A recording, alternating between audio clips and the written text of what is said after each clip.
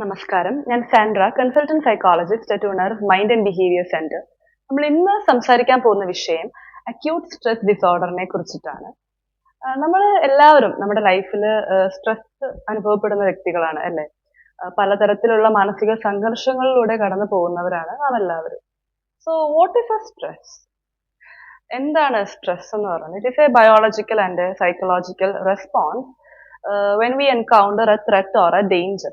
ഒരു ഡിഫിക്കൽട്ട് ആയിട്ടുള്ള ഒരു സിറ്റുവേഷൻ നമ്മൾ ഫേസ് ചെയ്യുമ്പോൾ നമ്മൾ ആസ് എ ഹ്യൂമൻ ബീങ് നമ്മൾ ബയോളജിക്കലി ആയിട്ടും സൈക്കോളജിക്കലി ആയിട്ടും ഒക്കെ കൊടുക്കുന്ന ഒരു റെസ്പോൺസിനെയാണ് സ്ട്രെസ് എന്ന് വിളിക്കുന്നത്. ഇനി ഈ ഒരു ത്രെറ്റ് അല്ലെങ്കിൽ ആ ഒരു സിറ്റുവേഷനെയാണ് നമ്മൾ പറയുന്നത് സ്ട്രെസ്സർ എന്ന് പറയും. അല്ലെങ്കിൽ ഒരു സ്റ്റിമുലസ്. അപ്പൊ ഈ ഒരു സ്റ്റിമുലസിനോട് നമ്മൾ കൊടുക്കുന്ന റെസ്പോൺസ് ആണ് സ്ട്രെസ്.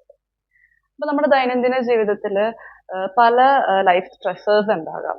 ഫോർ എക്സാമ്പിൾ, ഇപ്പോൾ ഒരു വർക്ക് കഴിഞ്ഞിട്ട് തിരിച്ച് വീട്ടിലേക്ക് പോകുന്ന വ്യക്തി ഒരു ഹെവി ട്രാഫിക്കിൽ പെട്ടിരിക്കുകയാണ്. ഡ്രൈവ് ചെയ്യുന്ന സമയത്ത് ഉണ്ടാവുന്ന സ്ട്രെസ്, അല്ലെങ്കിൽ എക്സാമിന് മാർക്ക് കുറഞ്ഞു പോയിട്ട് അല്ലെങ്കിൽ എക്സാമിന് ഫെയിൽ ആവുമ്പോൾ അതിലുണ്ടാവുന്ന ഒരു സ്ട്രെസ്. ഇനി മേജർ ലൈഫ് സ്ട്രെസ്സർ എന്ന് പറയുമ്പോൾ that can be A accident ആവാം, അല്ലെങ്കിൽ ഒരു നാച്ചുറൽ കലാമിറ്റി, ഭൂകമ്പോ വെള്ളപ്പൊക്കമോ ഒക്കെ വന്നിട്ട് വീട് നഷ്ടപ്പെട്ടു പോവുക, സർട്ടിഫിക്കറ്റ്സ് നഷ്ടപ്പെട്ടു പോവുക, അല്ലെങ്കിൽ നമ്മുടെ കൂടെയുള്ള വ്യക്തികൾക്ക് അസുഖം ബാധിക്കുക, ഇത്തരത്തിലുള്ള മേജർ ലൈഫ് സ്ട്രെസ്സേഴ്സും നമുക്ക് എക്സ്പീരിയൻസ് ചെയ്യേണ്ടി വരും. ഇനി സ്ട്രെസ് തന്നെ പല ടൈപ്സിലുണ്ട്. അക്യൂട്ട് സ്ട്രെസ് ഉണ്ട്, ക്രോണിക് സ്ട്രെസ് ഉണ്ട്, എപ്പിസോഡിക് അക്യൂട്ട് സ്ട്രെസ് ഉണ്ട്, അതുപോലെ പോസിറ്റീവ് ആൻഡ് നെഗറ്റീവ് സ്ട്രെസ് ഉണ്ട്.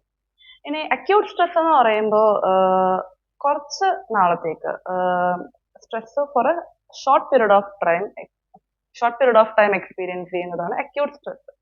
അത് തന്നെ മാറിപ്പോവുകയും ചെയ്യും. ക്രോണിക് സ്ട്രെസ് എന്ന് പറയുമ്പോൾ that which persist for a longer period of time, for many months, more than a month ഒക്കെ പെർസിസ്റ്റ് ചെയ്യുമ്പോഴാണ് തന്നെ നമ്മൾ ക്രോണിക് സ്ട്രെസ് എന്ന് പറയുന്നത്. ഇനി എപ്പിസോഡിക് അക്യൂട്ട് എന്ന് പറയുമ്പോൾ അക്യൂട്ട് സ്ട്രെസ് തന്നെ when it happens on a regular basis, അല്ലെങ്കിൽ ഫ്രീക്വന്റ് ആയിട്ട് അക്യൂട്ട് സ്ട്രെസ് സംഭവിക്കുമ്പോഴാണ് എപ്പിസോഡിക് അക്യൂട്ട് സ്ട്രെസ് എന്ന് പറയുന്നത്. ഇനി പോസിറ്റീവ് സ്ട്രെസ് അല്ലെങ്കിൽ യു സ്ട്രെസ് എന്ന് പറയും, ഗുഡ് സ്ട്രെസ് എന്നൊക്കെ പറയും. ഇപ്പൊ എക്സാം ഒക്കെ വരുന്ന സമയത്ത് ചെറിയൊരു ടെൻഷൻ ഒക്കെ ഉണ്ടാവുന്നത് നല്ലതാണ്. ബിക്കോസ് നമുക്ക് അത് കുറച്ചുകൂടെ നല്ലപോലെ എക്സാമിന് പ്രിപ്പയർ ചെയ്യാനായിട്ട് ഹെൽപ്പ് ചെയ്യും അല്ലെ. ഇനിയിപ്പോ നെഗറ്റീവ് സ്ട്രെസ് എന്ന് പറയുമ്പോൾ അത് ഒരു ഡിവോഴ്സ് ആകാം, അല്ലെങ്കിൽ നമ്മുടെ പ്രിയപ്പെട്ടവരുടെ മരണമൊക്കെ ആകാം ഒരു നെഗറ്റീവ് സ്ട്രെസ് എന്ന് പറയുമ്പോൾ. ഇനി സ്ട്രെസ്സേഴ്സ് എന്താണെന്ന് നമ്മൾ പറഞ്ഞു, അല്ലെങ്കിൽ ഏതൊക്കെ തരം സ്ട്രെസ്സേഴ്സിലൂടെ കടന്നു പോകേണ്ടി വരും എന്ന് പറഞ്ഞു. അപ്പോൾ ഇതുപോലെ ഒരു ട്രോമാറ്റിക് ഈവന്റ് ഉണ്ടായതിനു ശേഷം നമുക്ക് അനുഭവപ്പെടാവുന്ന സ്ട്രെസ്, അതൊരു 3 ദിവസം മുതൽ ഒരു മാസം വരെ പെർസിസ്റ്റ് ചെയ്യുമ്പോഴാണ് നമ്മളതിനെ അക്യൂട്ട് സ്ട്രെസ് ഡിസോർഡർ എന്ന് പറയുന്നത്. അപ്പോൾ ഇത് ശരിക്കും ഒരു ഒരു ഒരു പരിധി വരെ ഇത് തനിയെ മാറിപ്പോകും അക്യൂട്ട് ആയതുകൊണ്ടിട്ട്. പക്ഷെ ചില കേസസിൽ അത് ആങ്സൈറ്റി ഡിസോർഡർ ആയിട്ടും ഫെർദർ സ്ട്രെസ് ഡിസോർഡർ PTSD ആയിട്ടും ഡിപ്രഷനിലായിട്ടൊക്കെ അങ്ങോട്ടും ലീഡ് ചെയ്യാം. സോ ഇത് ക്ലിയർ ആയിട്ട് നമ്മൾ ഈ ഒരു ഡിസോർഡർ റൂൾ ഔട്ട് ചെയ്യാതെ ക്ലിയർ ആയിട്ട് അത് അണ്ടർസ്റ്റാൻഡ് ചെയ്യുക എന്നുള്ളതാണ്.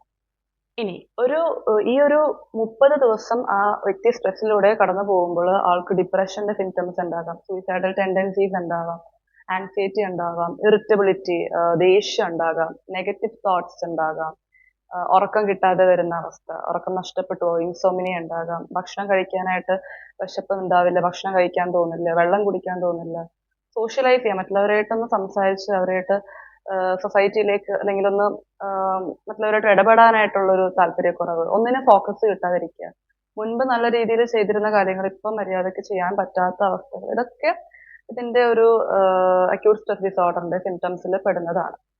ഇനി ഇതിന്റെ സിംറ്റംസ് മെയിൻ ആയിട്ട് 5 ബ്രോഡ് കാറ്റഗറീസ് ആയിട്ടാണ് നമുക്ക് കാണുന്നത്. First is intrusion. ഇൻട്രൂഷൻ എന്ന് പറയുമ്പോൾ the person is unable to stop revisiting their traumatic event. അതായത് എപ്പോഴും ആ ഒരു സംഭവത്തിനെ പറ്റി എപ്പോഴും അതിനെക്കുറിച്ച് ആലോചിച്ചുകൊണ്ടിരിക്കുക, ചിന്തിച്ചുകൊണ്ടിരിക്കുക. അത് ഫ്ലാഷ് ബാക്സ് ആയിട്ടും ഓർമ്മകൾ, മെമ്മറീസ് ആയിട്ടും, ഡ്രീംസിൽ രാത്രി നൈറ്റ് മെയർസ് ഒക്കെ ആയിട്ടൊക്കെ അത് അവരുടെ മനസ്സിലേക്ക് വരാം.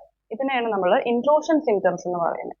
ഇനി നെഗറ്റീവ് മൂഡ് എന്ന് പറയുമ്പോൾ എപ്പോഴും ആള് നെഗറ്റീവ് ആയിട്ടുള്ള ചിന്തകൾ, ഒരു ലോ മൂഡായിരിക്കും, ഒന്നിനും താല്പര്യമില്ലാതെ എപ്പോഴും വിഷമിച്ചിരിക്കുക, സങ്കടപ്പെട്ടിരിക്കുക.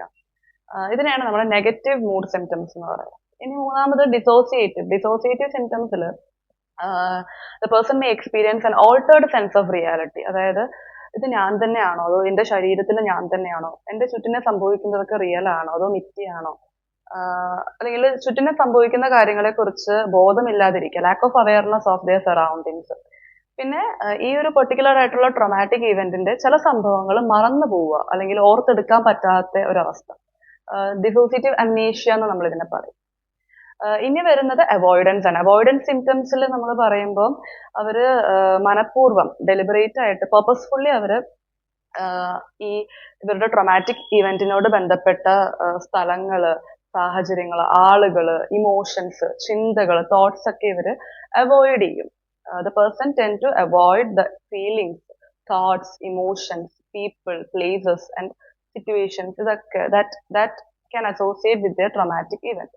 ഇത് അവർ അല്ലെങ്കിൽ അവർക്ക് ഓർത്തെടുക്കാൻ അവർ ആഗ്രഹിക്കുന്നുണ്ടാവില്ല, മനഃപൂർവ്വം മറന്നു പോവുക. ഇതിനെയാണ് നമ്മൾ അവോയ്ഡൻസ് സിംറ്റംസ് എന്ന് പറയുന്നത്. നെക്സ്റ്റ് അറൗസൽ ആണ്. അറൗസൽ സിംറ്റംസിൽ പറയുമ്പോന്ന് പറഞ്ഞാൽ അവരെപ്പോഴും ഒരു ഹൈപ്പർ വിജിലൻസ് സ്റ്റേറ്റിലായിരിക്കും, ഒരു അലേർട്ട് സ്റ്റേജിലായിരിക്കും. എപ്പോഴും സംഭവിക്കാൻ പോകുന്നതിനെ കുറിച്ചിട്ട് എപ്പോഴും ഒരു ഉത്കണ്ഠ. അതുപോലെ തന്നെ ഇൻസോമിനിയ ഉണ്ടാവാം, സ്ലീപ്പ് ഡിസ്റ്റർബൻസസ്, ഉറക്കം നഷ്ടപ്പെടുന്ന ഒരു കണ്ടീഷൻ. പിന്നെ ഇറിറ്റബിലിറ്റി അല്ലെങ്കിൽ അഗ്രഷൻ ഉണ്ടാകാം. ഇതൊക്കെയാണ് അറൗസൽ സിംറ്റംസിൽ കാണിക്കുന്നത്. അപ്പൊ ഇത്തരത്തിലുള്ള സിംറ്റംസ് ഒക്കെ ഇതൊക്കെ മേ ബി ഒരു ആങ്സൈറ്റി ഡിസോർഡറിന്റെ സിംറ്റംസ് ആവാം, ഡിപ്രഷന്റെ ആവാം, OCD ആവാം, പാനിക് അറ്റാക്കിന്റെ ആവാം, ഇനി ഡീറിയലൈസേഷൻ അല്ലെങ്കിൽ ഡിസോസിയേഷന്റെ സിംറ്റംസ് ആവാം. അപ്പൊ ഇത് ക്ലിയർ ആയിട്ട് ഇത് നമ്മൾ റൂൾ ഔട്ട് ചെയ്ത് മേ ബി PTSD ആകാം. അപ്പം PTSDയും അക്യൂട്ട് സ്ട്രെസ് ഡിസോർഡറിന്റെ മെയിൻ ഡിഫറൻസ് എന്താണെന്ന് ചോദിച്ചാൽ, അക്യൂട്ട് സ്ട്രെസ് ഡിസോർഡർ ഒരു 3 ദിവസം മുതൽ 30 ദിവസം വരെ നിലനിൽക്കുന്ന ഒരു കണ്ടീഷനാണ്. എന്നാൽ PTSD എന്ന് പറയുമ്പോൾ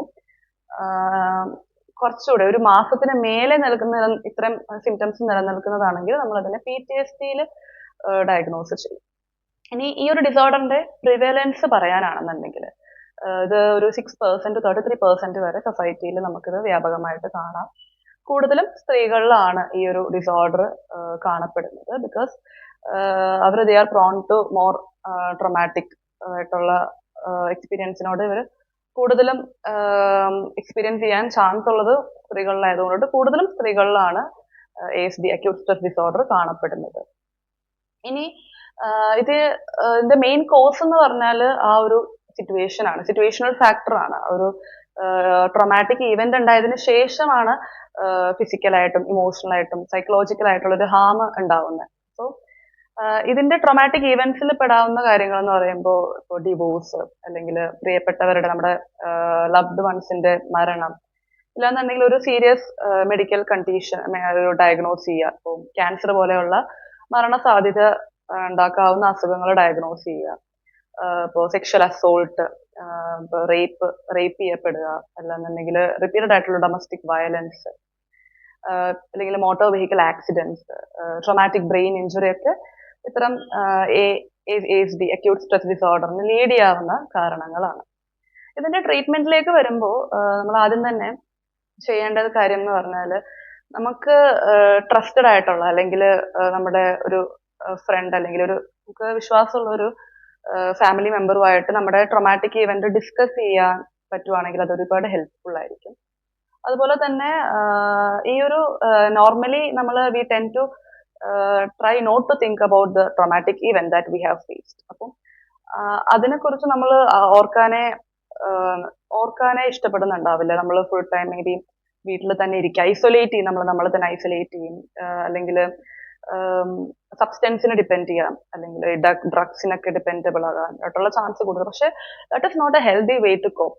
അപ്പോൾ നമ്മളത് എത്രയും പെട്ടെന്ന് ഒരു മെന്റൽ ഹെൽത്ത് പ്രൊഫഷണലെ സീക്ക് ചെയ്യുക, ഒരു സൈക്കോളജിസ്റ്റിനെ കണ്ട് സൈക്കോതെറാപ്പി, ഒരു കൗൺസിലിംഗ്, ഗ്രീഫ് കൗൺസിലിംഗ് എടുക്കുക. സൈക്കോതെറാപ്പിയിലാണെങ്കിലും trauma focused CBT, cognitive behaviour therapy ചെയ്യാൻ പറ്റുവാണെങ്കിൽ അതിന് ഒരുപാട് ഹെൽപ്ഫുൾ ആയിരിക്കും. അതിനോടൊപ്പം തന്നെ pharmacotherapy, medications like anti depressants, anxiolytics ഒക്കെ ഹെൽപ്ഫുൾ ആണ്. പിന്നെ സെൽഫ് കെയർ മെയിൻ ആയിട്ടും നമ്മൾ നമ്മുടെ ഫിസിക്കൽ എക്സസൈസിലൂടെയും ഒരു ഔട്ട്ഡോർ ആക്ടിവിറ്റീസ് ചെയ്യുക, സോഷ്യലൈസ് ചെയ്യുക, പിന്നെ മറ്റുള്ളവരായിട്ട് ഒന്ന് ഇതൊക്കെ ഷെയർ ചെയ്യുക. ഇതാണ് മെയിൻ ആയിട്ട് നമ്മൾ സെൽഫ് കെയറിൽ വരുന്നത്. സോ ഇത്തരത്തിലുള്ള ട്രീറ്റ്മെന്റ്സ് നമ്മൾ ആ ഒരു വ്യക്തിക്ക് നമ്മൾ കൊടുക്കുകയാണെങ്കിൽ ഒരുപാട് ആ ഒരു അക്യൂട്ട് സ്ട്രെസ് ഡിസോർഡറിൽ നിന്നും പെട്ടെന്ന് തന്നെ റിലീഫ് കിട്ടും.